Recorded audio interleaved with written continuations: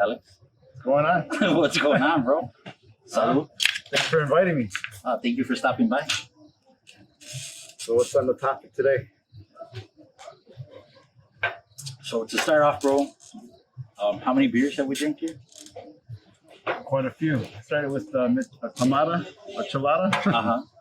and yeah, we're on our way to our Foggy 10. Jeezer. Yeah. Foggy Jeezer. Yeah, And then now Modelo. Now Yep. it's Modelo time. for sure. Nah, bro, thank you for stopping by, dude. This is the first podcast that I'm doing again After COVID? after COVID. Oh wow. Yeah, after the summer of COVID. Yeah. Tell everybody who you are though first, bro. Like Well, you're an interesting guy. So. my name's Alexander. I don't know where the camera's at. Oh, right there. Also, we don't look at the camera. Yeah. Okay. My name's Alexander, and no, I've just been in the bar industry for probably since 19. 19. So yeah. How did you get in there? Like, how did you start? Oh man, it was college.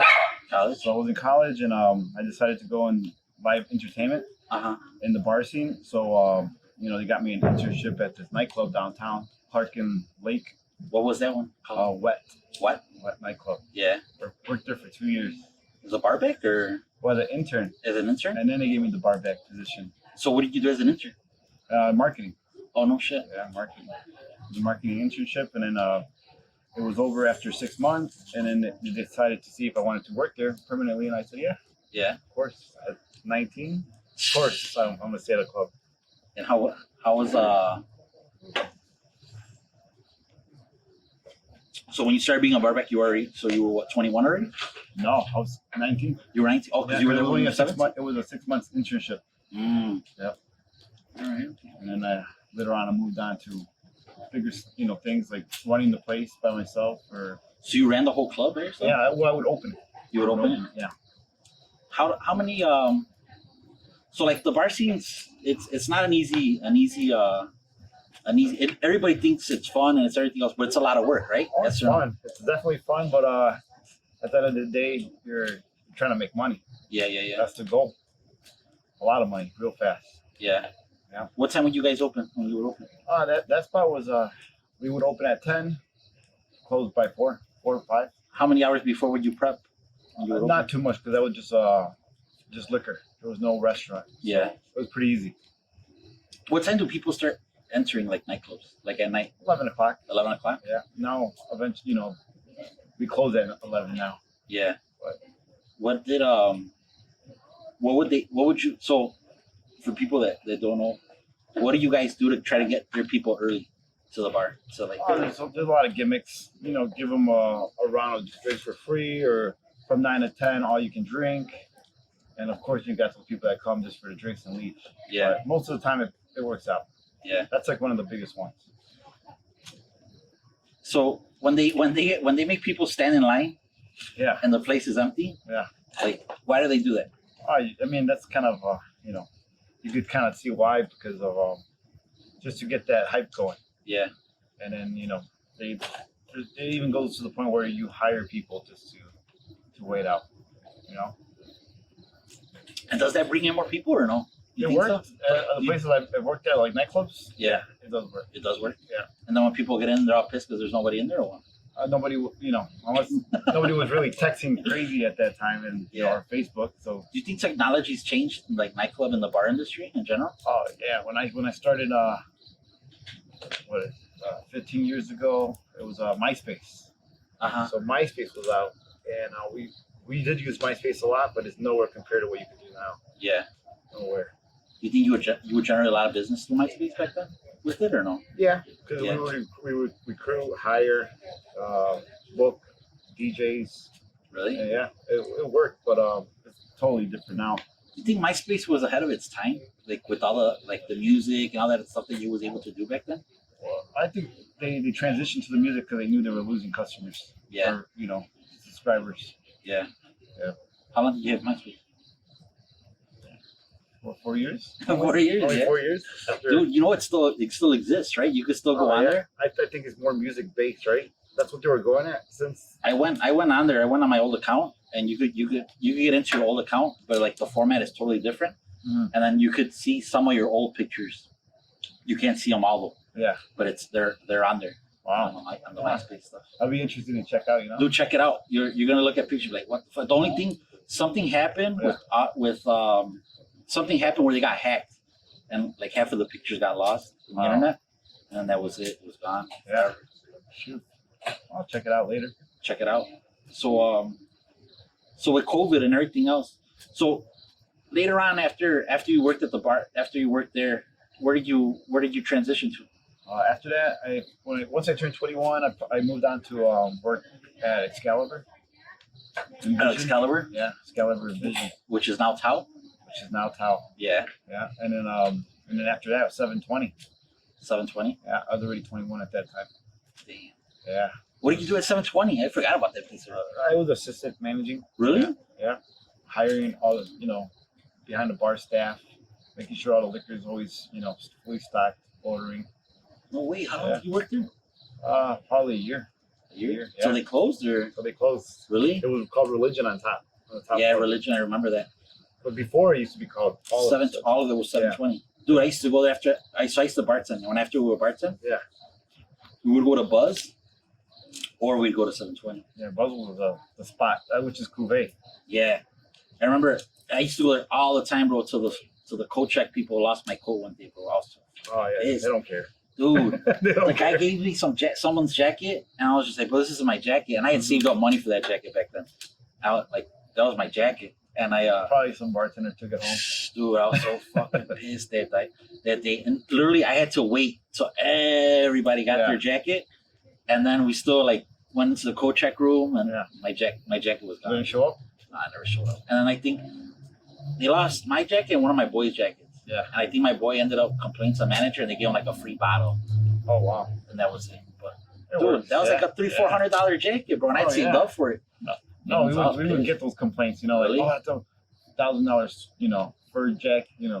Jacket and What would happen to them, bro? Tell us the truth. I mean, nothing. That's- Sometimes you give the wrong jacket. yeah, It's dark in those coat check room. I've done it, so yeah. it's easy money. They So when you worked at 720, Yeah. so what was that building before? Because for everybody that never went, so it was four floors, right? Yeah, well, It was the base. It was the basement. 4 floors, but with a balcony on the top, so it's kind of like 4.5. Oh, there was a balcony, right? Like a VIP balcony on the 4.5. top. Yeah, I remember that. it was a big spot. It was a huge And being spot. 21 and still going to college, it was fun. Yeah. I put my effort in it. So you were 21 when you were working there? Yeah. No way. Yeah. How did that work? Because each floor was different music, right? Yeah, there was Different like DJ? they played probably top 40 in the main floor, which is the first floor. Reggaeton in the basement, Uh-huh. and salsa on the third floor, and then the top floor was like either top 40 or electronic Yeah. house music. How did you guys divide that up? Like in regards to, like, if it was too slow, would you guys close one of the floors, or it was always packed? Eventually, we did do that, but in the beginning, you didn't need to. Yeah. We were packed all the time, so we filled the whole house. Yeah. How many people? What was the capacity of that place? During it, I don't remember that. No. At least 150 per floor. 150 per floor. Yeah. How much? Which If is you could, probably if you could say, 600. how much do you think that place would make a night? I never got to see those numbers, but their rent was about 40 a month. 40,000 a month 40,000 a month. for the whole You're building. talking about almost 13, 14 years ago. Damn, so that was still a lot of money, That's right? a lot of money. Compared to, imagine how much rent jumped from then to now. Damn, So at least 50%. that's crazy. Yeah. So then after that, where did you? After that, I went to Martini Park in Bullenbear. Oh, okay. Yeah. And how was that? That was one of the best companies I worked for, Yeah. which is Public House or Bar Siena. So those are owned by a company? No, Like it's a big corporation, or? That's a group of guys. Yeah. Yeah, pretty cool guys, and worked for them for 2 years. Yeah. Mhm. Doing the same thing, running the bar? That one I was I started learning different styles of bar, like food running, bar backing more, and basically that's it. How important do you think it is to have worked in the industry before you open up a bar or a restaurant? Because that's everybody wants to open up a bar, everybody wants to open up a restaurant. But how important do you think it is to work in the industry before you do it? Because I mean that's a good question, because man, I can't imagine having a bar without knowing the hoops, the hoops first. because I've seen people that have they have the money, Yeah. but then they don't have the they don't have the And I experience. see those people lose that money. Yeah, and they 'Cause lose I, it work, fast. I worked at them. Bro, I worked at a dive bar. The guy wasted, I want to say like around 150,000, maybe 120,000 in his savings. He went through it in maybe less than a year, and on a dive bar, It's all to cash business. dude. Like, it's ridiculous. If you don't take care of it, like, it'll disappear. What was the so let's go back to that. So you worked at those two bars, and then after that, what did you decide to do? Oh man, I worked for a couple more other locations. Public House was like one of my favorites. Yeah. The busiest ones at that time, 2011. And eventually worked at the hotel industry to a higher level, Yeah. you know, more corporate. Mm-hmm. And then, and then I started picking up different duties from there and What, decided to save up for my own spot. what hotel you work I don't want to talk about at? it. Nah. Let's just So- say the color of that hat. So we won't disclose the location of where you used to work, but it was a totally different atmosphere, totally different. Oh yeah, because that's more, you know, there's rules. You gotta shave. You gotta make sure you can't have a, you know, can't have tattoos. You gotta use makeup to cover it or Band-Aid. It's a different. There's a Michelin star restaurant on the same level, so Yeah. they don't play around. How does it And that one you have to take 5 interviews, drug test, background check. Oh shit. So how do you so me as a patron or a drinker, Mhm. how do you when I go to regular bars, I Yeah. tip well and everything else, and I get an extra drink, maybe a shot, Yeah. maybe get hooked up here and there. But like at those corporate hotels and all that other stuff, what do they do? We normally ask Yeah. if we want to, you know, like if our friends come to visit, you know, hey, can I give a drink to my family or my friends? And Uh-huh. they'll most likely say yeah. Yeah. Yeah. So it does happen. It does happen, but not free pouring, I would call it. Yeah. You would have to ask.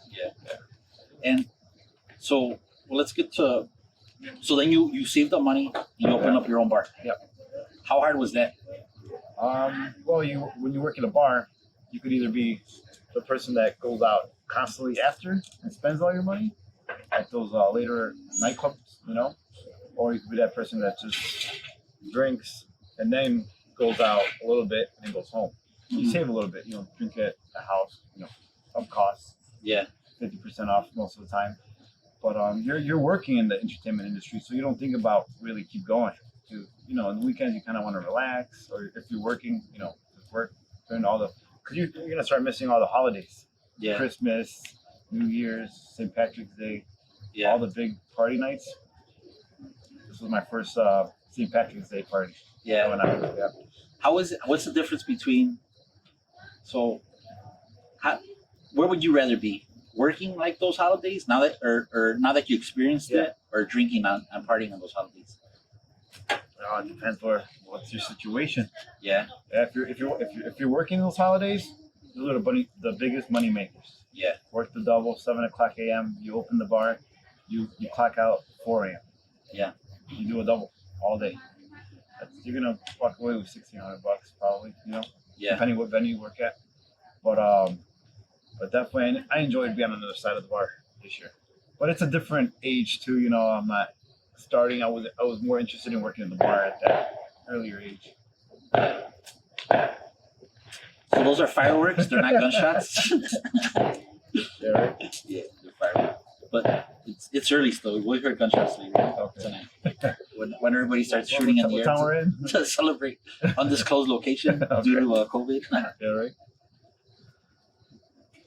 How do you think COVID's affected everything, dude, when it comes to the restaurants and clubs and everything else? I mean, Like, do you think clubs are ever going to be the same, or are they just going to be for the next 2-3 years? honestly, right now, I'm not too sure because everything's changing. Constantly new rules, constantly, you know, new ideas how to prevent the spread.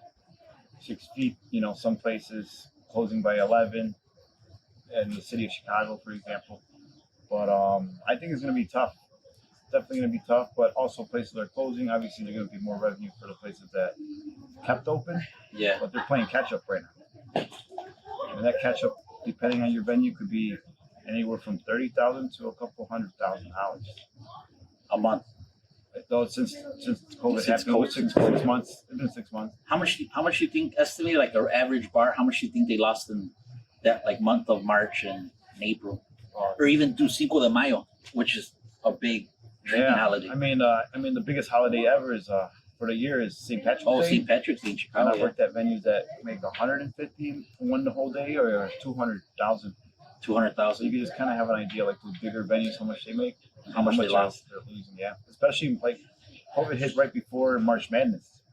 That's one of the biggest nights for sports bars. Dude, The whole month.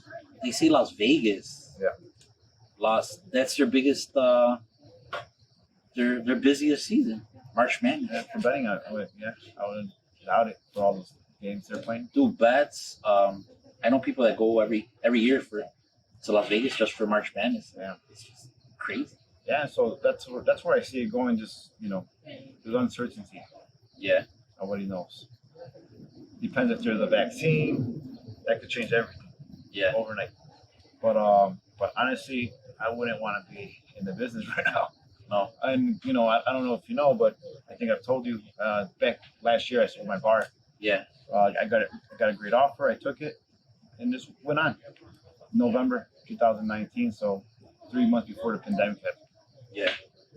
So you got right on time, huh? Yeah, but I have friends still, plenty of friends in the industry. I see what's going on. Yeah. I'm still in the loop. I have friends that are, offering to sell their bars to me, and it's unfortunate. When you see like a lot of those big bars and everything else that are still closing, and you think, man, they make so much money, everything else. Why do you think it is that they close? Like they're closing now? Do you think it's because they didn't have money saved, or it's just the overhead is so big that if you don't have enough cash flow coming in, Yeah. that affects it? Or Yeah, I mean, for say a neighborhood bar, like I own Boulevard, so that little spot would be a fixed cost of $6,000 a month, whether you open or not. You move a mile east to Wicker Park, you're going to be paying triple. yeah, So that fixed cost is probably $18,000.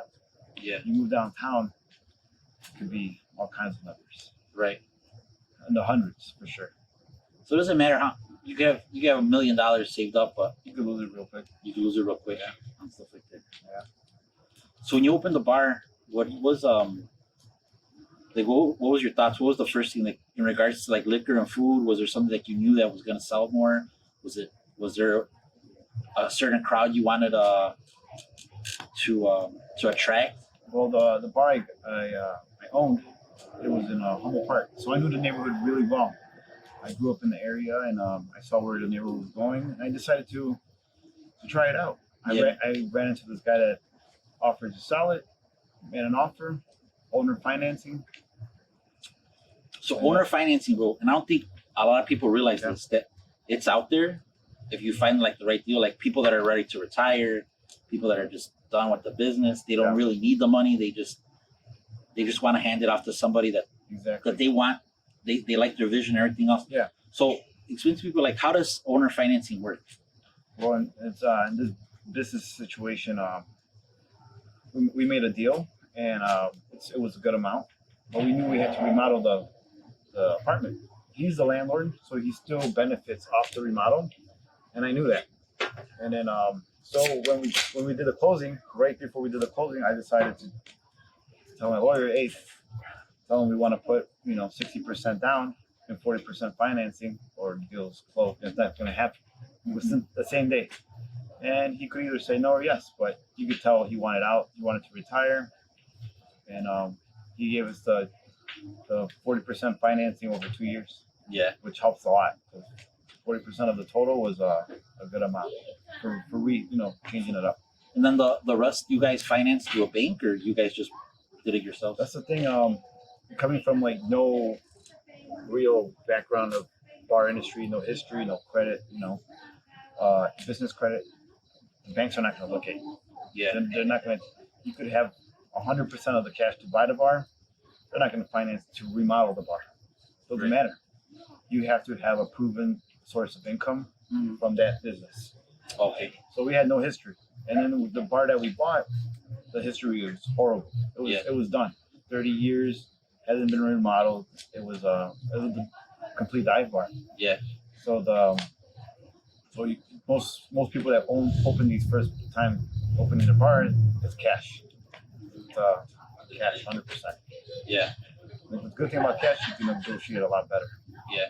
Because cash is king, right? Oh yeah. With business. Yep. Right. Always. I tell people, dude, people don't listen. Yeah. So you can just tell people if hey, cash. Yeah. For whatever reason, no. It's always the best negotiation. Off the top of your head, how much average dive? I want to buy a dive bar. I want to start a dive bar. Yeah.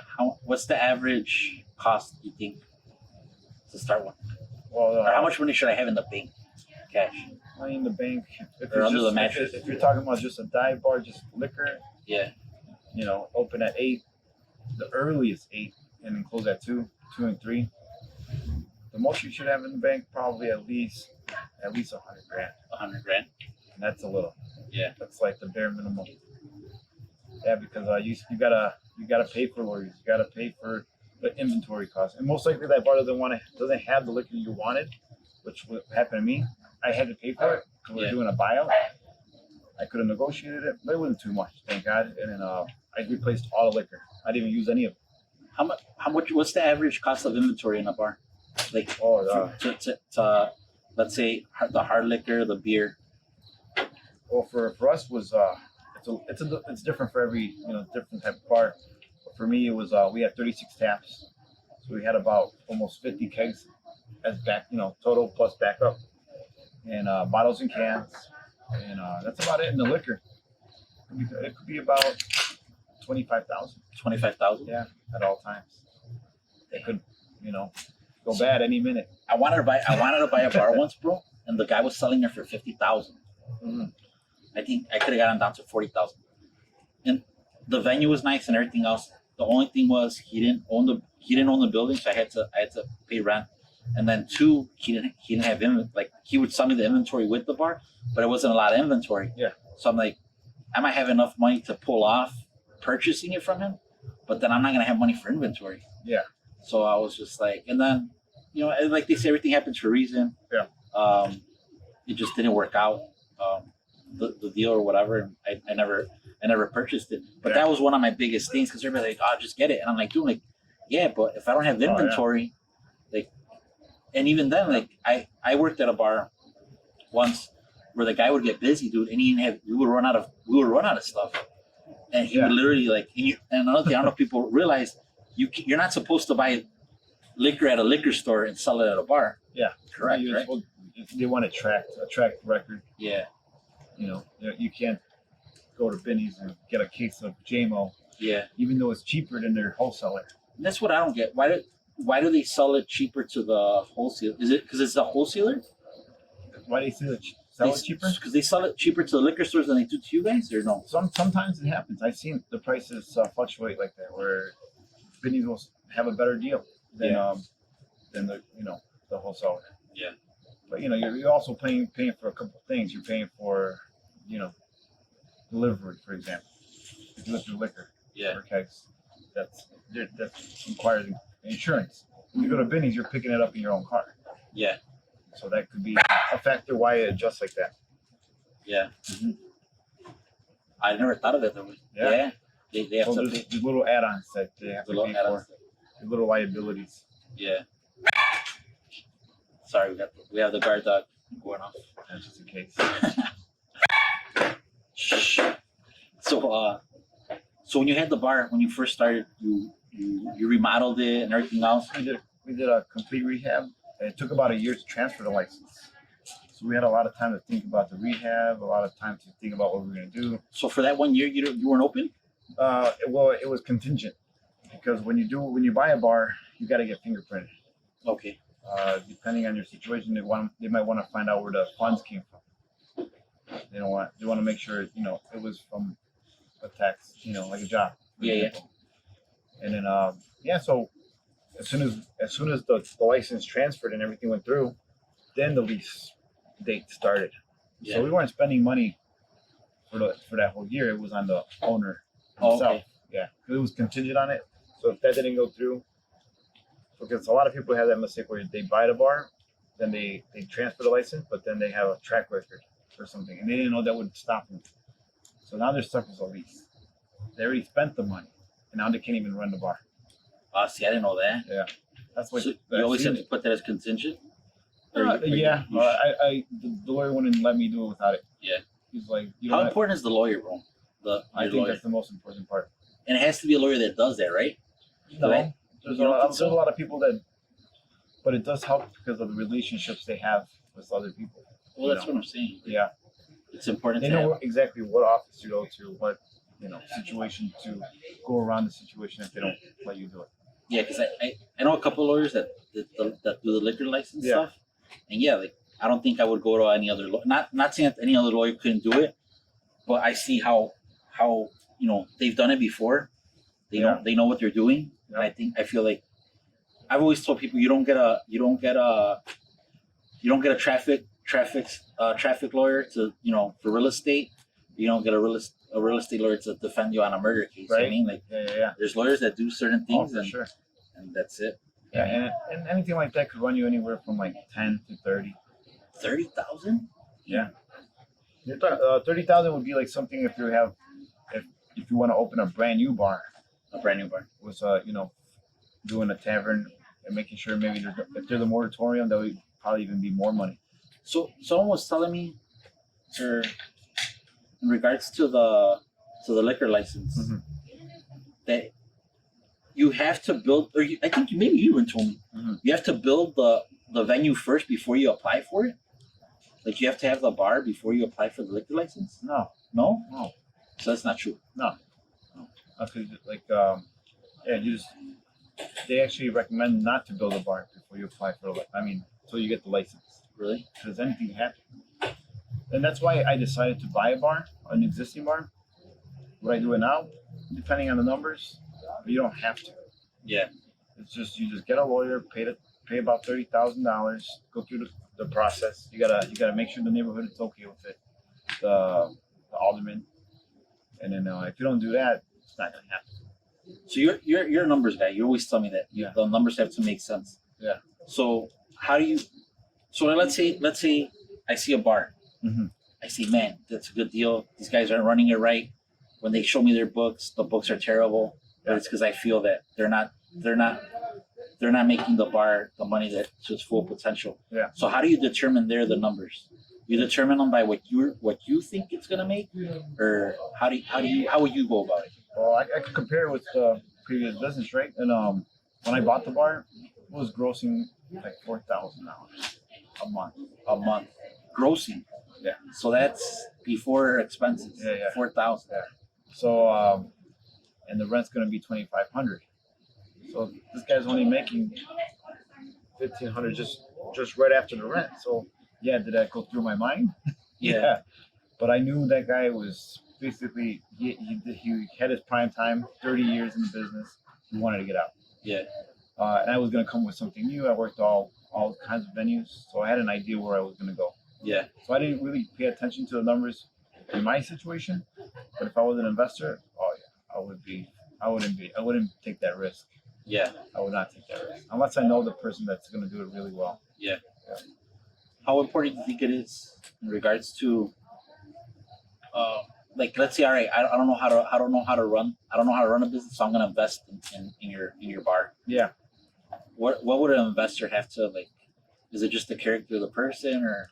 Oh yeah, and see, obviously everybody has previous history. Yeah. Be opening a bar, and man, I don't know. That's a tough situation. You got to trust a lot at that one person. What's a red flag? Like you would be like, Yeah, you got the red flag. You just got to do your research before it. yeah, You can't just figure it out after, because that'll be bad. You know? yeah, I wouldn't ever take that route. Yeah. Unless there's a circumstance where you just want it in your portfolio. yeah, Or take you don't mind if it loses money, but it's a risky business. The success rate is not as what people think it is, and people might just keep it afloat by putting their personal time, not making any money. yeah. Which is It's one of those passion. It's kind of like a passion, Yeah. not project, but it's Yeah. like a passion business, right? Where Mm-hmm. you have to really like to like food. You have to like Yeah. Or as soon as you get everything up and running, you put the right people in place, and you can move on to the next one. yeah Because when I first opened, it was every day, yeah. every day. And that's another thing that You people cut don't corners. realize. You pick up the liquor by yourself, so it's a little bit cheaper. You start doing things as much as you can by yourself. Yeah. Yeah. And I think that's another thing that people don't realize. Like once you open up a bar or restaurant, that's it. 7 days a week, right? Your weekends are 7 days a gone. week. Yeah. If that POS is not running, you're not making any money. Yeah, Somehow the plug got unplugged yeah. for the Ethernet. You didn't know. You only have to check, make sure your credit card transactions go through. How big is it? How important is a POS system in general? Like I know, like you have the credit card companies that give it to you and all that other stuff. But in regards to keeping your books, keeping everything on track, Yeah. inventory, and everything else, how important is it? And I know it comes at a cost, but does that cost pay tenfold? You know what I mean, compared to what if you wouldn't have? Because that's Oh, for basically like sure. your management system, right, for a bar. It's everything for you. Yeah. It's your books. You see if that case of beer has been there in the cooler for over a month. Yeah. You don't have to check the date. Just look at the POS and say, all right, this is expired. Yeah. Something like that. It saves you a lot of time. Beer expires. Oh yeah. Yeah. Oh yeah. You never had like a skunky beer? You never heard that word before? I've had skunky beer. The only skunky beer I hate to say it, but like Coronas, those are the only ones that I've ever had that are It's skunky. glass. And it's glass, right? Yeah. But it's only the clear bottle ones. Mhm. Skunky, right? Yeah, even natural light will make it skunky, Yeah. or fluorescent. So then you decided to sell the bar and everything else. Yeah. So you travel a lot, bro. Oh yeah. You've traveled. How many countries do you think you've been to? Oh man, probably 20. 20? 20, yeah. But I don't go for a short time. I go for 3 weeks minimum, if not longer. What was the first country you went to? Yeah, I think it was for sure Mexico. Oh yeah, Mexico. I think Yeah, that's like given everybody. I think we could relate, right? And we would drive there, fly there, all of it. Yeah, I think that's everybody. I think that's the benefit of being first or second generation. You know, Oh yeah, your parents are always gonna take you to where they're from. You know what I mean? oh yeah, no, for sure. Every Christmas, at least New Year's too. Yeah. Yeah, that's fun. Yeah. But then second probably Canada. Canada? I haven't been to Canada. How was it? Canada's nice. Yeah. Yeah. Yeah. What part of Canada? Toronto. Yeah. Toronto, yeah. That's on Niagara Falls too, but Toronto's nice. It's a big city. How old were you when you went to Canada the first time? I think 8 years old. Oh. Yeah. Your parents took you? Oh yeah. Yeah. Instead of wasting money on PlayStations or games or Nintendos, whatever, we go to a vacation. Yeah, that Yeah. was your. For example, like Europe, we would go to Europe. Really? Yeah. Like the whole thing. Really? It was awesome. No way. How old were you when you went to Europe? 13. No way. Yeah. What part of Europe?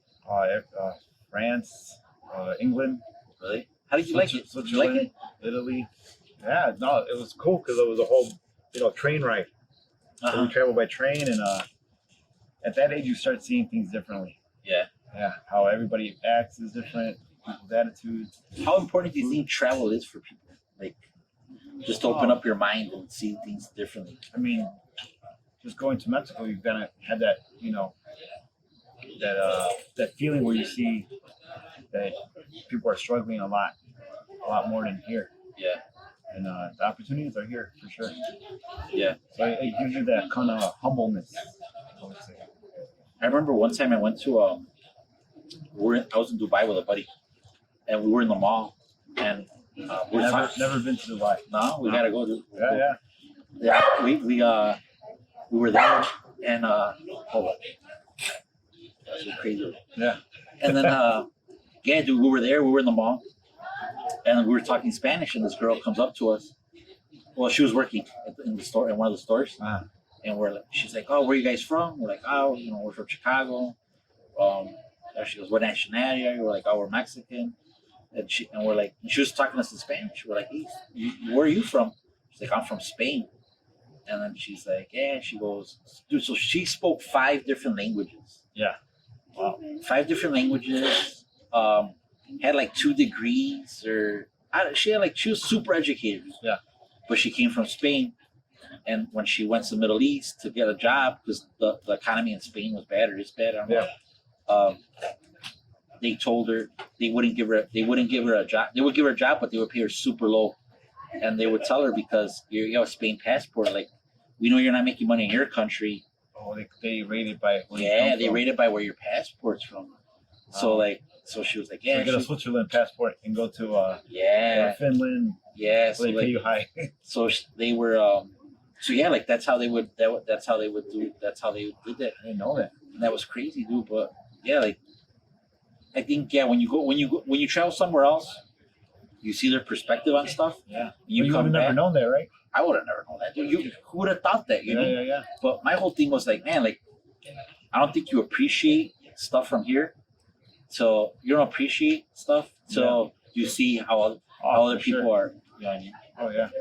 And That's the best thing about traveling. I think, just seeing the different perspective of what people have and don't have, and how they're okay with it. Definitely. It's as simple as shoes. That's it. Dude, I remember when I was like on other podcasts that I've asked people, I've always asked people like, hey, like, not saying that they grew up poor, or like grew up with something, like, how did you know that, not that they were poor, or, how did you know? And a lot of people will tell me like, dude, like I didn't know I was poor, like I didn't know I was poor, like I was happy, Exactly. like, and I think that's how it is. Like you go to those countries and dude, those people they're living their lives, they're happy. They grow up with no cars, they don't even know it. Yeah, they don't. We all walked through grammar school before. Right? Yeah, I think that's one thing where I think COVID, like all the COVID stuff and shutting down and not being able to do a lot of stuff, makes you appreciate like the simpler, basic, just things. Maybe that it makes you slow down too. Yeah, I noticed. Yeah, that's for sure. Mm-hmm. Slow down. Take go to different. Like for me, for example, like the traveling part, I haven't camped in 20 years. Yeah. This past weekend, I went camping. Twice 2 weekends in a row. Yeah. And I haven't done it. It's just things that, hey, slow down, try this kind of thing. Get out of the city. Right. See what's out there. Never seen the Mississippi. So that was cool. I've only seen Mississippi maybe a couple of times. When we stretched to Mexico. Oh, okay. We'll take that, yeah, so probably I have. Take that route. I barely remember, Yeah, but yeah, like you said, yeah. you're small, you don't remember. What other countries have what's the coolest country you've been to? Like you could say like, man, like this was just cool. The coolest ones? Oh man, top 2 countries would probably be Spain and Russia. Russia? Yeah. It would probably be, for Spain, I went. My plan was to go to Barcelona, and I didn't even get to go. I went to Ibiza first. So only supposed to stay there for like 2 days. I stayed the whole trip. Yeah, I never left. It was just an awesome island. The best seawater you ever see. Really? Yeah. How are the beaches in? So I think it's the best because you've been places. Yeah. Really, they're that nice. Yeah. And the second best would probably be like the islands like either Puerto Rico or Cuba or something like that. Yeah. But Ibiza is it's really salty, so you just float. You can't drown yourself. No. You if you try to touch the ground like the sand, it's gonna be hard. You're gonna fall to the top. Oh but, wow. All the people come from around the world to see the music scene. Yeah. The party scene. Well, you have your Ibiza shirt on right now. Yeah, and it's my first time wearing it. Yeah. I didn't even know. I was like, I'll wear this. Where's the best food you've had around the world? I'm more of a steak guy.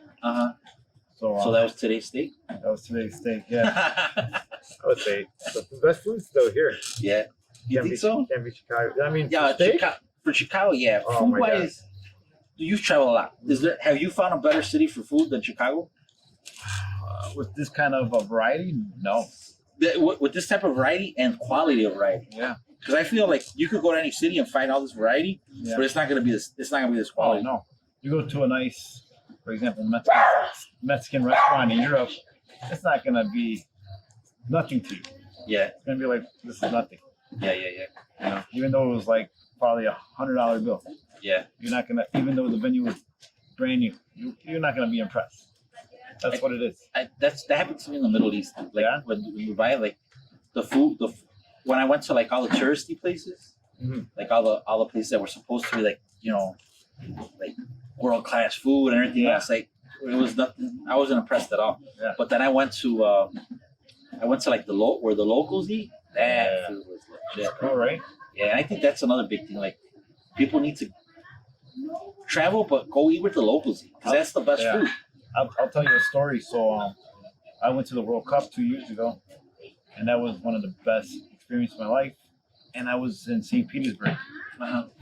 and I go to this nice bar around the corner. Like a couple, I just kept walking. I'm nowhere near the where anybody walks from out of the country. So I go to the steakhouse. And I like steak. I had a picture of a steak, and it was really good. And the thing is, they had American whiskey on the shelf. And I was like, oh wow, they have our stuff, Yeah. bourbon. And I was like, I'll get a bullet bourbon on the rocks. The guy looks straight into my eye and says no. And I'm just like, what do you mean? It's Russia, so you're kind of like, oh man, like this is not gonna fly here. And the guy's like, no, we're gonna drink this tonight. He gets his bottle under the counter and puts it on the table, and like we're gonna finish this. I was like, this guy's trying to get me drunk, but I'm like, all right, cool. Yeah. He seems like a good guy, and there's a bunch of people. We're having a good time, and I grabbed my phone to take a picture of the bottle to make sure I remembered his label. Like I was like, oh no, I made this at home. This is pure vodka. I'm like, hell yeah. That's what I knew was gonna be a good day. Yeah. So these are like little experiences you will never experience Yeah. in like at home. Right. You might, but it's not gonna be like a foreign place. Yeah, nobody here in Chicago is gonna come out with a bottle of tequila and be like, I made this at the crib. Yeah, You know what I mean? obviously, 'cause the rules don't apply like that. Yeah, they don't. And it gives you chills thinking about that. Like, man, it was a great experience that would have never happened in my life Yeah. if I didn't go. And you meet people all the time. Yeah. You got to. I travel alone a lot, but at the same time, I never said this sucks. Yeah. I regret not traveling. How do you think, like, traveling wise and everything else, how do you think it helps you in business when you talk to people? Well, I Or think, just I in think it general? helps a lot for me because of in the bar scene there's people skills. You got to be able to adjust how you talk to anybody. You're talking to thousands of different personalities, people from all over the U.S., the world. Comes to your bar, and you got to make sure you could adjust. Some people don't like talking about certain things. Don't bring it up. And for whatever reason, But traveling, when you travel, you kind of have to force yourself to meet people, or you're gonna be bored. Especially when you're traveling alone, right? You are gonna be bored. I'll be honest. I haven't traveled alone, like anywhere outside of the country, Mhm. and that is something that I kind of want to do, just to experience Yeah. it more. Because I think, like you're forced. You're forced. Because like I remember, I was in Cambodia. Yeah. And I had traveled with a couple of buddies, but then for a day I took off by myself, and I went to this. It was like a dirt bike tour, like Yeah. of the jungle. Yeah. And I remember, You dirt bike? well, no, it was on 4-wheelers, right? Okay. ATV. So we went, and I remember there was this one kid, and dude, like you would start talking to these people, and bro, you had people that were traveling for months by themselves in these countries. Yeah. But it was pretty cool because, man, like, that's why they're so open. They talk to you different. Yeah. I mean, like, when they come up to you, like, they already know how to talk to a total stranger. Oh, for sure. In the first 5-10 minutes, you feel comfortable with them. Oh, But yeah, that's yeah. because that's a skill that they've Yeah. mastered by traveling by themselves. And Traveling, and then you just got to put yourself out there, because of if you don't, you're just gonna be that person in the restaurant that's like, man, what else is there to do? But it kind of comes natural though, yeah, because you're always gonna ask questions when you're traveling. You're not gonna know where to go. You're Right. not gonna know the right direction. So sometimes you run into that person that's like, "Hey, I'm actually heading that way," or you're both walking the same way. Yeah, yeah, yeah. And then next thing you know, they're like, "Hey, what are you doing tomorrow? Let's go to this spot. I know this place," and that's when it just keeps adding on. Yeah. 'Cause it's just a pretty cool It experience. starts snowballing. I'll tell you this one experience I had. I landed in Turkey, and I went from Istanbul to Izmir, which is the west side of Turkey, and I took a bus. Man, that bus got on a boat. I didn't know it was gonna get on a boat. It got on a ferry. I got on a ferry, but Yeah. there was no reason because it's it's pretty close, but I guess it's a shortcut. It saves 40 minutes, Yeah, yeah. and but it wasn't on the brochure. So I started talking to someone. Hey, is this okay? Are we gonna be going to this place? And they're like, yeah. And then we became friends, and we started talking the whole time. And then that was my first experience, right? Good experience. And then we landed in Izmir in the bus, and I had like not enough money I had American money. I didn't know. I had no internet. There was no signs. There was no cabs. Yeah. There was only like these two little stores. There's these two little stores right there, and I asked this guy that runs like a little like clothing store, like very little. And I was like, "Hey, I could go here," and he's like, "Oh, just told me." He spoke English, not too good, but I understood. Yeah. Wait at that corner at this time the bus comes, but there's no sign. Right. So what I'm trying to say, it's gonna force you to talk to people. Yeah. So the guy's like, "Well, you hungry?" The owner of the clothing store. I'm like, yeah, but like I don't see any restaurants. Like, no, we just made food. Their whole family lives on the other side of the wall. Yeah, yeah. So they brought this Turkish food out, and I was like, no, I can't do that. They don't even know me. Yeah, yeah, yeah. I'm from Chicago. They already know from how I talk and everything that I'm from the U.S. And the guy's like, no, I want you to eat. I want you to tell me how you like it, or if it's bad or good. I was like, Yeah. so he was interested. We were talking for 2 hours Yeah. while I was waiting for that bus. Oh, that's cool. And man, it was this guy was it's like it's not gonna happen here. You're gonna go to a 7-Eleven for a question. The guy's not gonna ask you to have a sandwich with him. Yeah, I think sometimes, yeah, if you open yourself up to stuff like that, yeah, like it'll happen where people want to get to talk to you or whatever. Yep. 'Cause at the end of the day, like, yeah, when are they gonna meet some guy that comes randomly from Chicago? Oh, for sure. So for them, they're probably talking that same conversation till today It happened with their friends. Like, exactly. It happened in Ibiza too. I was walking towards the strip. I asked the hotel like, "Hey, where's the main zone?" And it was confusing. I got lost, but I saw this couple. I'm like, "Hey, do you know how to get here?" Like, and that's when I'll mention it. They're like, "Oh, we're actually heading that way," and they were from England. yeah, Oh, this was a good one. So we they were like so interested. They were like, "Oh, you're from the U.S., Chicago? Oh, do you know this person, Michael?" I'm like, "I don't know any of those people." I've gotten that too. I'm Or like, but they're so like I can Yeah. see it in their face. They're excited about Hollywood, yeah, and they think we hang out with these people all the time. yeah. And I'm like, no, I don't know them. But I will tell you who I've seen or I've met. Yeah. From work and all this bumping into, and the next thing you know, we're partying all night, and and then you meet more people, and the group gets bigger and bigger. Yeah, We ended up like buying bottles, and next thing you know, I woke up. I'm like, man, what happened? But it was a good day. Dude, that happens a lot. I remember I've traveled a couple of times, like overseas. Yeah. And you'll be talking to people, or you'll be checking into a hotel or anything like that. Like, oh, from Chicago, yeah. And then they'll say like right away, Michael Yeah. Jordan. Yeah. Like, oh Right. yeah. We know Michael Jordan. Oh, they get Or all Al Capone. excited. Dude. I got Al Capone. Oh, Al Capone. I've had that one too. Gangsters. Yeah. Yeah. But yeah, dude, like, I don't know. You think about it, you're like, man, like, what in their head is like, what are they thinking? Like, Yeah. I mean, like, I'm not sure they get the picture. Like, Oh, for sure. straight from movies in Yeah. Hollywood. And one of the biggest advice I would say about traveling, don't get a SIM card. No, don't get a SIM card. Just when you're at the hotel, you have Wi-Fi. Study it, know it by heart. You get lost, you get lost. Yeah. I never got a SIM card I remember one time, dude, we were in because you're gonna look at your phone more all during the whole trip yeah, and try to figure it out. You'll find out. But you're gonna miss the point of it. the point of being lost, right? Of experiencing Meeting that people. and meeting people. I remember one time we were in a taxi in Bangkok. Yeah. And we had gone to the mall, and it was like I don't know how the hell we even got there. We took like the train, we took all this random stuff to get there. Yeah. We back like, bro, let's just get a taxi. Well, we'll get a taxi. We'll go back. It'll be faster. But so Bangkok always has ridiculous traffic. Yeah. At like in the afternoon or at night.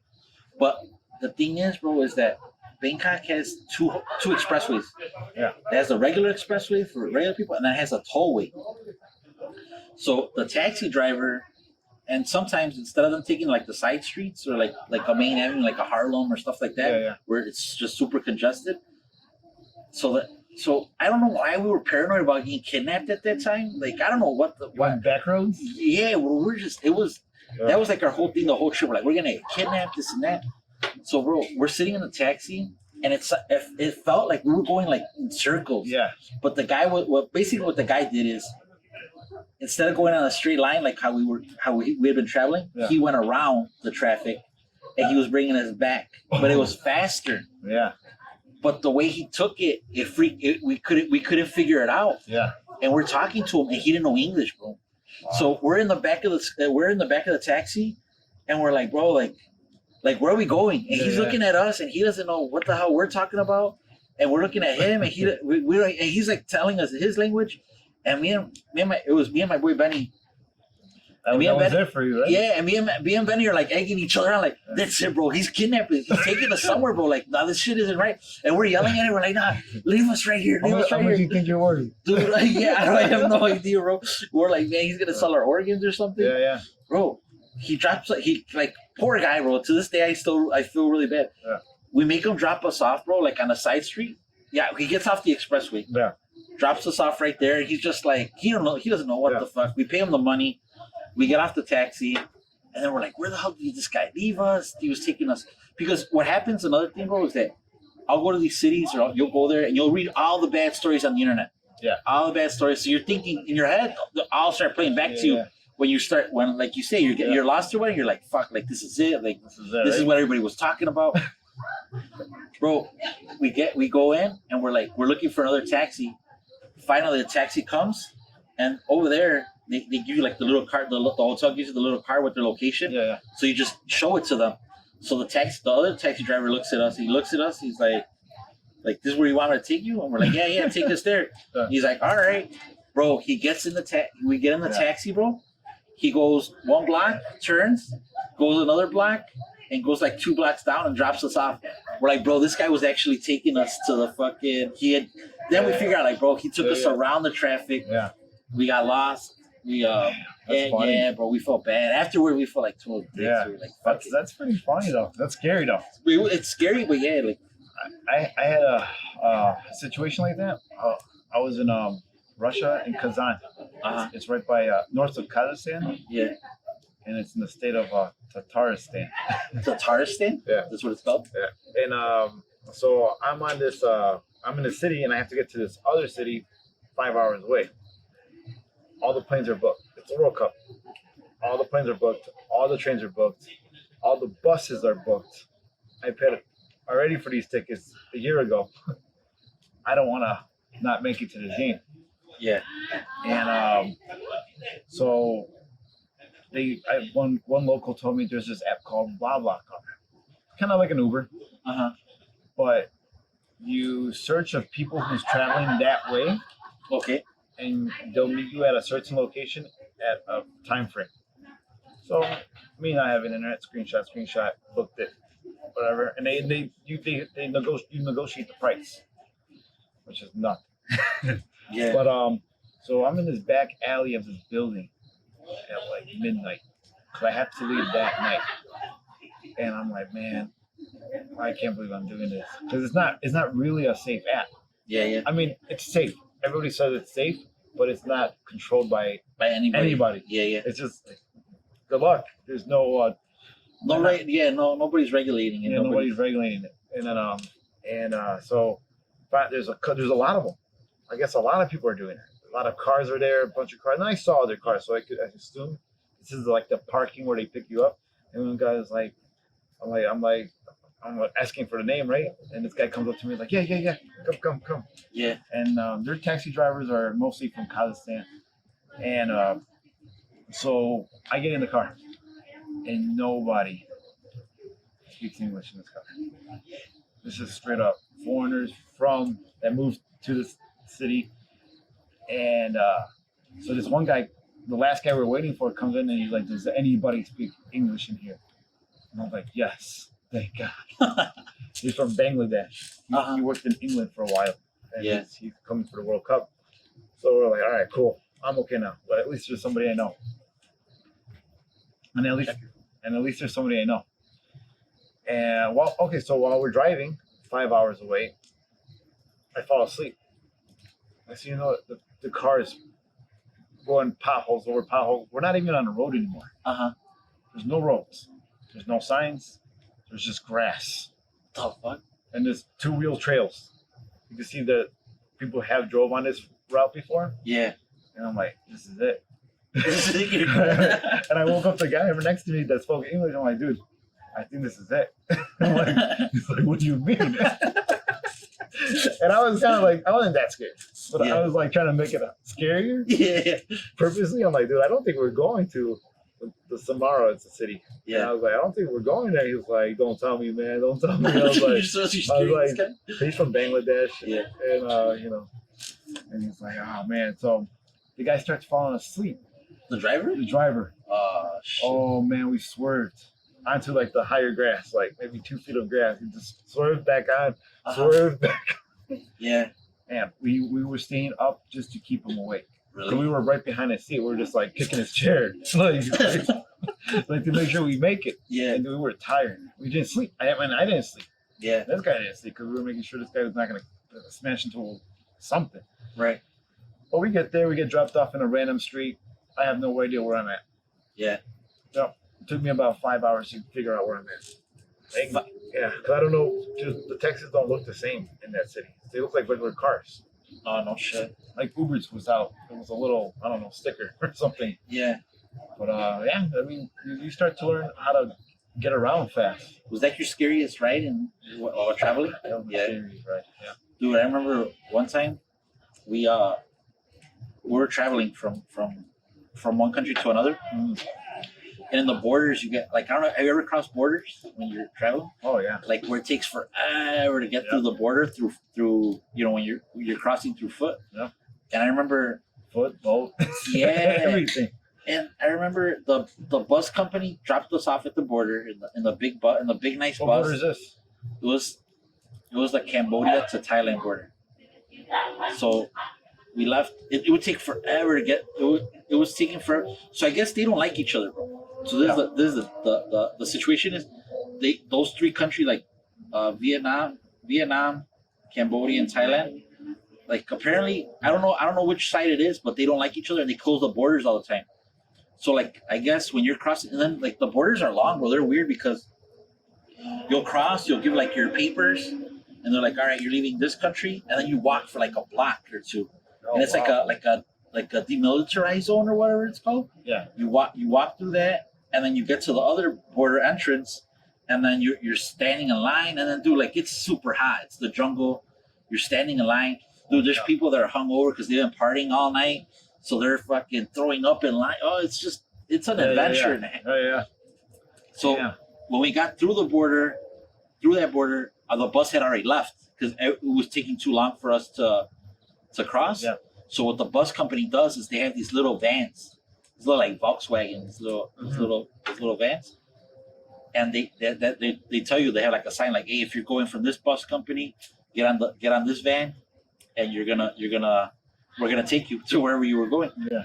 So dude, we get in this little van, bro, and then That was a van for me too. yeah, bro, and then they're vans, bro. They're made for Asian people, bro. Like I'm not big, but I'm not small either. Like I'm a chubby guy. Oh, yeah. So dude, and then all the rest of the people were big ass Russian dudes. Yeah. So we all get in and we're like 2 to a seat or 3 to a seat. Bro, they're supposed to sit 5 people to each seat. And we're talking about 5 Asians, bro. So they're like, no, you could still fit more. Bro, they start stuffing us in there, So we're all literally like this in the van. We don't know how long how far away we are. Yeah. They load all these bags into this little van, dude. Bro, the guy takes off, just shooting out this fucking like expressway country road thing. Yeah. he's fucking this dude. The van, you could feel like every bump we hit, the van just like bounces, but like because of all the weight that's that's in it. So bro, I'm like, that's it. I'm like, at one of these things, it's just gonna fucking, we're just gonna bounce off the road, or we're gonna lose control. Yeah. Like, dude, and he was flying. I mean, like, I Same don't thing think. with me. Same thing with Yeah. me. So we're there, and I'm like, bro, I'm like, this is it. I'm like, there's no way we're gonna fucking. Like he loses control, we're done. Like there's no way. I'm gonna be on one of those. Probably not even a car. It's a go-kart. Yeah, I mean a van. dude. So I remember that one was scary, Mhm. and we finally got to we finally got to where we're at, and then and that was it. We just Damn. fucking, we made it, and we're just, we got off, and we're like, thank God. Yeah. Just fucking went straight to Oh, the that's bar. cool. But yeah, to me that one was scary, bro. Because yeah, like they just didn't give a fuck. How long does it take to fly over there? That time we had gone through the Middle East, so we had flown to the Middle East. We were in the Middle East for like 4 or 5 days. No, we were there for like 4 or 5 days. Then 3 days, and then we left. So from the Middle East to Asia, it's not that long. Yeah. Because I remember we're in Dubai, we flew to Qatar. Qatar's like literally like over Lake Michigan. Yeah. So that was a half-hour flight. It was literally like wow. we take off and we land, dude. And then they at that time they had a big airport in Qatar. I think theirs might have been bigger than. That's where the next World Cup is going to be. Yeah, well that's why, because that's why they had such a big. Well, the airport was small. The airport was small. The actual like building, you could say, was small, but the airport itself, like the runways and everything, was ginormous. It was like an international. It was an international airport already because they were getting ready for the World Cup. So I remember we flew there, and then from there we flew to Bangkok. I think that flight was like 7 hours. Wow. Which is that's nothing to do with Yeah, it. yeah, I mean, I flew 14, 15 hours. Yeah. That was fucking Yeah, I've been on 18-hour flights. 18 hours. Yeah, dude. How do you pass time on that flight? Pass out. Yeah. I go to sleep. I don't really. I stay up really late the night before. I make myself stay up. When I flew there, I made the mistake of sleeping. But on the way back, dude, I didn't sleep on purpose for like 2 days, Yeah. like 2 nights for sure. 2 nights, I slept maybe like an hour. So by the time I got to on that plane, dude, I was a zombie, bro. Yeah, I was that's when just like, your heart starts shutting down. yeah, and I fell asleep. Like I fell asleep for like half of it. I fell asleep for half of it, and the other half wasn't that bad. Yeah. But I remember the first time I flew that long, yeah, it fucking sucked. That's crazy. But those longer flights, I definitely fly first class. Yeah. You know what? I never in the US. I don't. No. It's pointless. I fall asleep real quick. In 2 to 4 hours, you're already Yeah. there. But you're talking about like over 10 hours. Yeah, it's worth it. You know what? I do have to agree with you. Like I've experienced it now. Yeah. Even though the international flights, like those planes and everything else, they're a little bit way nicer than Oh yeah. our domestic. Yeah. But yeah, like the first class. They turn into beds. Yeah, but yeah, the You first. can lay out completely. But yeah, the first class on those Yeah. those international ones. Yeah, I think if I do go back, Yeah. I remember flying and I would sleep. They give you a 3-course meal. Pretty legit. Yeah. Unlimited drinks. Unlimited movie. You could do really a lot more Yeah. for those Where- 10 hours. Where's the next spot you think you're gonna travel to? I think I'm gonna stay here for a little bit. Yeah. Yeah, I'm gonna travel to the US now. Really? I haven't been to Vegas. You've never been to Vegas, right? Never been to Vegas. It's not what it used to be. I don't know. Oh no, like yeah, like Vegas now it's still I mean, good. it's probably gonna be completely different now. Oh yeah, now it's even more different. I mean, when I think if anything, I don't regret it, but I used to travel a lot. Yeah. Domestically, and I used to go to Vegas a lot. You know what I mean? How many times? Dude, I don't even remember how many times. Like there was one year, one summer, I guarantee I probably went like 3 times in one year. What Like, it was is there to do? It was just party. Back then I was More young. drinking or gambling? You know what? Vegas is weird like that. Sometimes you're gonna just drink all the time. Yeah. Other times you might just want to gamble. Yeah. I remember there was the best time I ever had in Vegas was for a Manny Pacquiao fight. And I remember it was like for Cinco de Mayo. And I remember we got there and there was mariachis everywhere, dude. And then the casinos pay for the mariachis, you know what I mean? Yeah. So when we got to the bars or wherever they were at, Yeah. like, how much for a song? And they're like, oh, like nothing, just tip us. So dude, we were just asking for song after song and tipping and everything else. I remember that trip, I took out $300 out of the ATM. Those $300 lasted me the whole weekend because all we were doing is we would hit the tables, win money, literally go party, spend it, and then we're like, dude, we're running out of money. Let's go hit the table again, bro.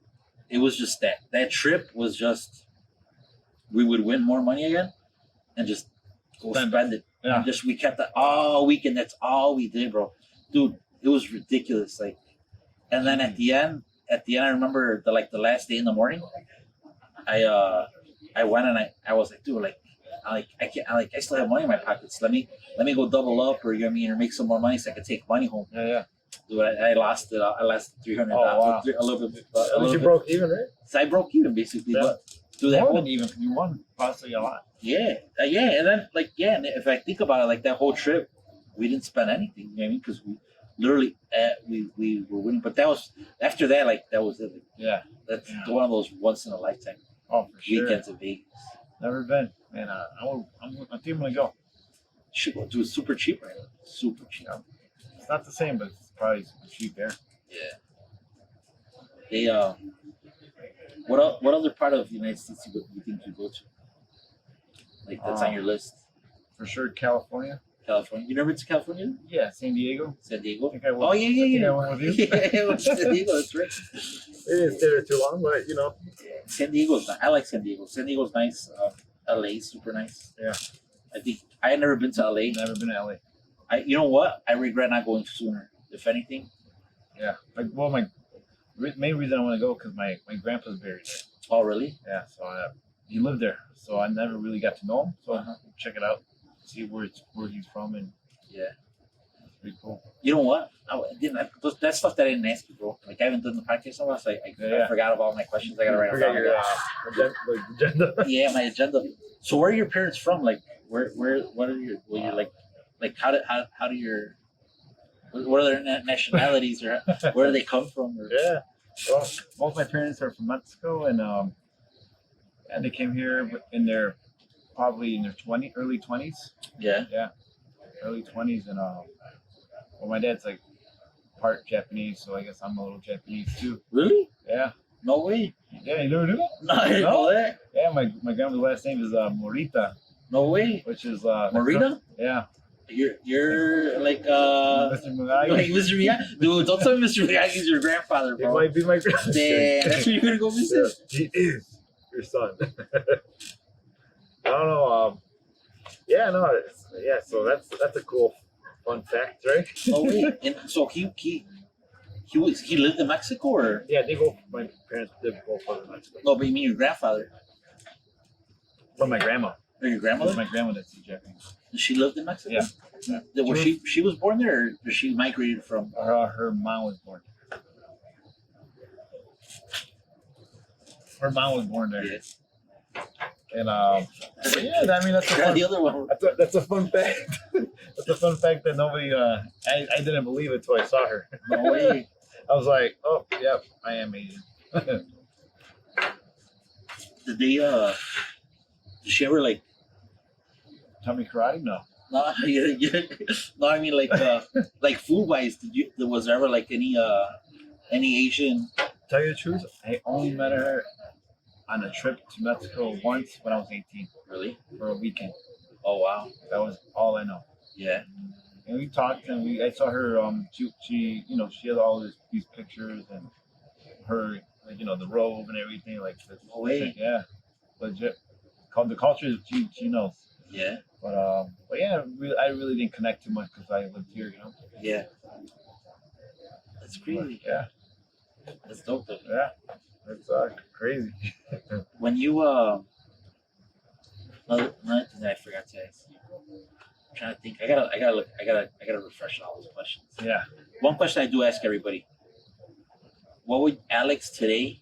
What advice would you give you when you were like in school, like right straight out of high school? That's a common question again. Straight out of high school?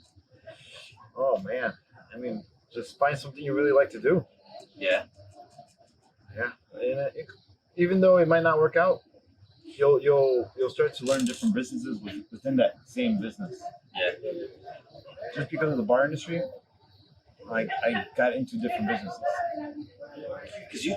So speaking of that, so you have a couple of businesses, right? That, I got in and I got out, you Yeah. know. So, yeah, everything from Liberty Tax to when I was, I think I was 21. I opened a Mexican restaurant, really, you had a Mexican restaurant? taco, just pick up, like a Yeah. pick up, small dining. Yeah. Yeah, but my business partner was my boss at the nightclub. Oh no way! Yeah. And who used to cook there? I hired one guy that I used to go to his taco place. I'm like, hey, you want to work for me? He's like, yeah, that's it. Yeah. I'll pay a little bit more and call it a day. No way. What happened with that place? That's in front of Lane Tech, so that didn't work out. That was my beginning. That's when I started to learn more about numbers. Yeah. That's how important it is. But I sold it to my partner. He bought it. I cashed out. Fine, moved on. Yeah. And then that was the same year I opened a barber shop. With that. You had a barber shop? Yeah. Cut it up. Yeah. You 2 have, years. you had a barber's license? I didn't do it. I was just the investing part of it. Vesting Yeah. part again? And then the barber bought the He bought you out? the barbershop off me. Yeah. Yeah. Oh, all right, cool. Made my money. Time to go. I remember there used to be this guy that used to bowl with us. So we used to bowl in this league in Cicero.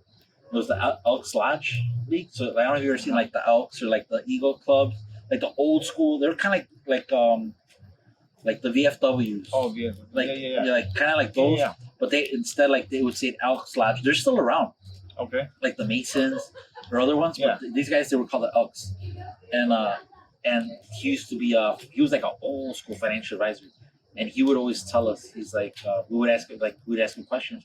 He's like, look man, he goes, the best advice I could give you financially, he goes, once you're investing is never fall in love with your investment. If you feel like you made your money off of it, just sell it. Yeah. Never fall in love with stock, never fall in love with this. I mean, it makes you your money and that's it. for sure. It's not gonna, you know what I mean? If so, don't be scared to sell stuff. Oh yeah, that's I know. That's a good one because yeah, once the restaurant I didn't see anything coming in, I decided to like cash out. Yeah. And my partner thought he could keep going. It wasn't going.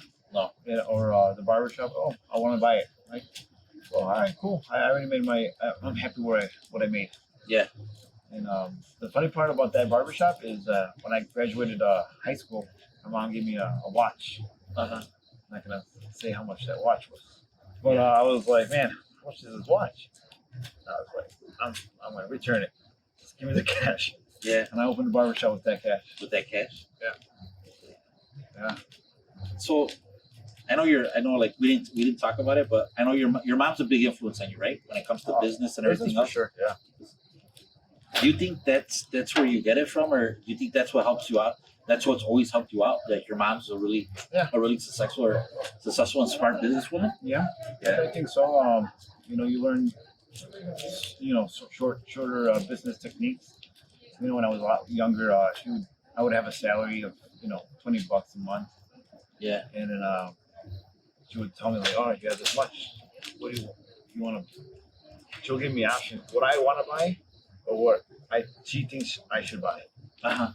And it was a coin candy machine. Yeah. They put a quarter in, get a bubble gum. So she had her own business, a storefront, and she was like, "Well, this is how much this costs. This is how much the gum costs, and we can put it here." I didn't want that. I wanted the Nintendo system or whatever, Yeah. 64. But it was just a trick. She didn't let me buy what I wanted and bought that candy system, the coin machine, and that was making me about $200 a month Yeah. instead of me making $20 a month. Yeah. So I saw it right away. I'm like, wow, that was a It's I don't really have to wait till the end of the year to receive $120, but I'm making $200 a month off the coin machine, Yeah. minus the gum. Right. You know, that's the gross. Yeah. You know. But some of those small techniques, you start to learn it real quick that you can double your money real quick. Yeah. If you put it in the right spot, not buy what you want. I told that to my niece, dude. Like, so my niece has helped me out at the office, and I pay her. And I told her, like, look, you need to. This is how much we're gonna save. We're gonna save this much amount of money, and then we're gonna figure out like how to invest it. And that's Well, that's tell them to buy a bubble gum machine and put in the office. yeah, dude. And that's what I have one if you want it. Yeah. I still got it. No way, you still have it. I still got it. And again, that's what I was gonna tell her. Like, look, well, let's buy a little vending machine or a little thing like that, and like we'll figure out where we could put it. Supposedly, Warren Buffett put pinball machines in barbershops. Pinball machines in barbershops. Supposedly, don't quote me on that, but that's what I remember. Yeah. I was like, man, it's kind of like similar ideas. You know? Yeah, dude. Like, and that's how you start. I mean, like, and how you see, like, you start seeing your profits come in, or you start seeing money come in, and then you do it. And then within the same business, you open the business and you start to see other opportunities. For example, in the bar business, I saw how much the dartboards were making. Of course, I'm going to look how much these things cost instead of 50% commission, but they're not cheap. And there's a minimum order, so there's a risk to it, and you still got to put other machines in other locations to make money. But I got into it. I bought dartboards in within 4 years, I already paid it off. Yeah. Yeah, it's good. It's a what I'm trying to say. It's a business that I would have never thought to get into. The gaming. Yeah. That's a separate business itself. Yeah. So you start to see and meet people, and even though that's not what you're thinking when you're in high school, straight out of high school, Right. you'll start to see other opportunities open up while you keep going. How do you think? So I've had conversations with different people, and a lot of people, the first thing I hear is they're like, "Well, I don't have money to start my own business." How would you tell someone that wants to start their own business, like if they give you that answer, if they tell you, "Man, I don't have money to start my own business, but I want to start." Yeah. Well, first, honestly, if I went backwards like that and I wasn't right in the beginning, because obviously some jobs make more money than others. The bar scene, I made good money, and it's cash. You know, you're saving it. You're in the scene, so you're not really going out. Your friends say, "Hey, let's go to the bar this weekend." I'm not going. You know, you missed out on it. I missed out on it in the first, couple of years of my 20s. Yeah. But having no money and saying that I can't do it, I don't think that's an excuse. You just got to go out there, especially with these apps. You can do whatever you want. Yeah. All these 1099 apps. Jobs. Yeah. You just do commission based. Everybody got a little time. Right. Do a couple rides on Uber, you'll make some money, right? Right. And then do a part time. Just keep saving. Yeah. But there's no race. The race is just don't be that guy that's gonna be working for somebody forever. Yeah. And then waiting for that check to come. True that. Yeah, I think you just have to do it. You gotta do it. And then, situation's gonna be different now. Especially my being in the business by myself, quite a few times already. With partners obviously. And I gotta think twice. This COVID or, time now. Yeah. Because it's gonna be hard. It's gonna be hard. Yeah, I think it's gonna change a lot of things. I think in regards to, it's opened a lot of opportunities, but it's closed a lot of doors for a lot of different. Yeah, and it's happening fast. There's no time. Yeah, you gotta figure it out now. Yeah. And I think like at this point in my life, I'm probably gonna go move on to real estate. Yeah, it's great. It's a great investment. Yeah. What I've noticed in any other business besides real estate, when your parents leave you a business, most of the time those kids don't want that business. Yeah. They don't care what kind of they don't want to be in the photo business. They don't want to be in the recycling business. But if you inherit buildings that you just gotta collect rent, nobody's gonna say no to that. Right. That's for for your family. It's gonna grow. Yeah. It's easy. It's a lot easier than say something happened to me and I had a kid. Hey, now that kid has to run the bar? No. It takes experience to run a bar. Yeah. But it doesn't take that much experience to collect rent, Right. you know. So it's a better opportunity, better investment Yeah. for the long run. And the collateral. Banks look at collateral. They don't look at you know, even though my bar was grossing almost $1 million at one point, I couldn't pull a line of credit as much as a $500,000 building could. Right. They want the collateral. They don't care Yeah. about your sales. They want something that they can take away if you can't pay, right? They don't care about that keg that you have there, that those 10 TVs you have there. They're not going to run the bar. That's what I'm trying to say. Right. They don't care. They're not in the bar business. They'll take the property. Yeah. So at this time, you know, I want to build more equity. I think that's the next move. But that, bro, I think Oh, wrong one. we'll stop for today. Oh, for sure. We'll for sure continue it. It's fun. And I like that shirt. Thanks, bro. This is from your bar. I know. This is when I helped you out a couple of times. That's vintage. This is vintage right here. Yeah, that's that goes for like probably $20 now. Nah, next time we have to have you on, bro. I had one of the guys here. He worked in the bar industry for a while. I think to me, bro, it's fascinating. Just the bar scene, restaurants, and everything else because of that. Because it's to me, it's the purest interaction you can have with people because you're literally just constantly. It's constantly. It's new people all the time. You're feeding them. You're seeing them. Especially like at bars and stuff like that, you're seeing them at probably their worst or their best, or you know what I mean? Having the bar, I would interview people not by what they know how to make. I would just talk to them. Yeah. Like for either half an hour, hour straight. They can't pull it off. I'm like, you know, this is not for you. And she's like, well, you didn't tell me if I knew how to make. I'm like, you didn't have to. Yeah. Main thing is customer service. If you can't do it, don't do it. Yeah. Just go get a table, like, you know, computer job. Close that door. Mind your own business. What would they say? No, I never said that to them. I'm not trying to hurt people's feelings. Yeah. But you know, that's what I'm looking for when I had a bar, and I think it goes through for every kind of business. Yeah. You can't overreact on a lot of situations. Especially the bar, you gotta keep it cool. Because you're gonna feel you're gonna overreact in a lot of situations. Because people are, you know, you were drinking before. You serve them more drinks. They're drunk now. But you start to learn how to control yourself. Control situations, right? Yeah, a lot of situations. Yeah, you can control that. You can control like a lot of things. You know. I think that job helped me a lot with like high pressure situations. Like, and I think that's where maybe I start getting anxiety sometimes because when everything's calm is when my body's like Yeah. like dude, like right now is when why is everything calm? You know what I mean? I think like bars and kitchens and the other stuff, like it's fast. Yeah. I mean, you're always Oh, for sure. you're always on. You know what I mean? Yep.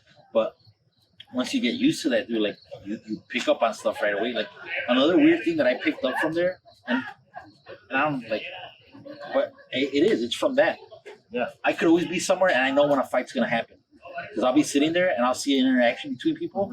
I'll be like, they're about to start fighting, and it's happened where like I forgot where I was not so long ago, and so I'm like, dude, they're gonna start fighting right now, and they're like, what are you talking about? And yeah, like the whatever was going on right there, like you could tell right away it was gonna happen.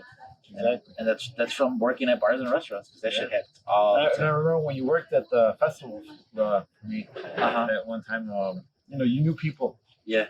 You're like, oh, that's that guy. You don't know him. And like, but you start to, you're right there. You could just talk to him now. Like, you start to meet people real quick.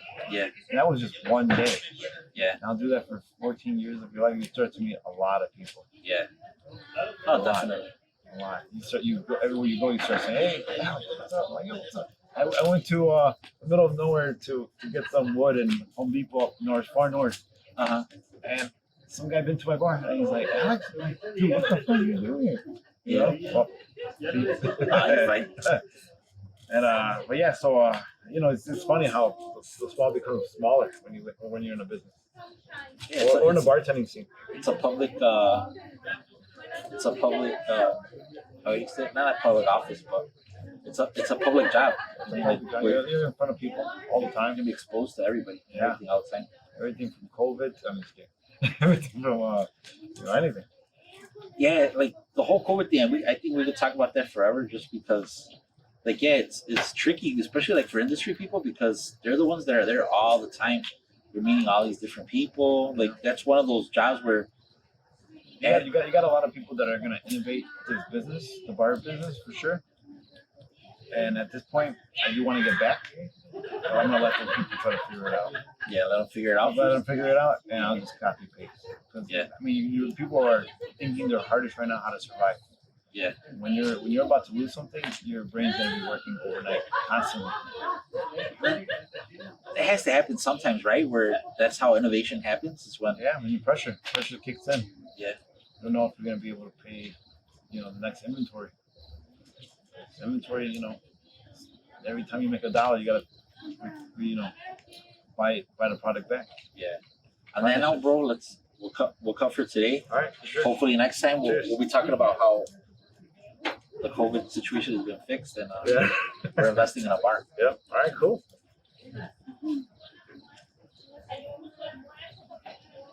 Can you stop it?